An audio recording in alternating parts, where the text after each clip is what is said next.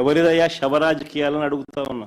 బయట డెవలప్మెంట్స్ వింటే మామూలుగా ఏదో కొంతమంది ఆయన్ని కమ్మని సంతకాలు పెట్టారు. సిఎల్పి జరగటానికి కూడా కొంత డిలే ఉంది. అవును అవును. ఇప్పుడు ఆయనే జగన్మోహన్ రెడ్డి గారు వచ్చి ప్రపోజ్ చేశారు. నేను ప్రత్యక్ష సాక్షిని.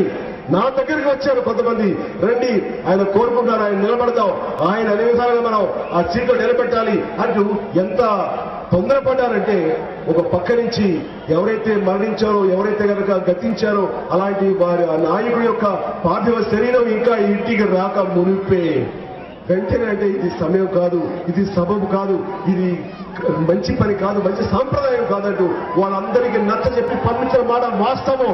దీనికి సాక్ష్యాలు అక్కడ నేనే నీళ్ళతో సాక్ష్యాలు చెప్తున్నాను. ఇది ఎవరు కాదలేదు సత్యం. ఎక్కడైనా సరే తండ్రి చచ్చిపోతే ఎవరిని ఓదారుస్తారు? పిల్లలని భార్యను ఓదారుస్తారు. అవునా? మేము లోపల పోయి చూస్తే ఆడ ఉల్టా ఉన్నది కథ. నాకు జగన్ విషయం జగన్ గానీ లేకపోతే షర్మిల అయితే అట్లా దూరం ఉన్నది అనుకో, వీళ్ళందరూ ఎవరు ముఖ్యమంత్రి కావాలని స్కెచ్ చేస్తున్నారు లోపల, మేమేమో బయట ఏడుస్తున్నాం. నేను స్టన్ అయిపోయినా.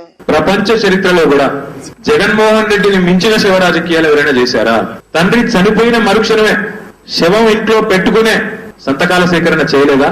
ముఖ్యమంత్రి పదవి కోసం అరువులు దాచలేదా?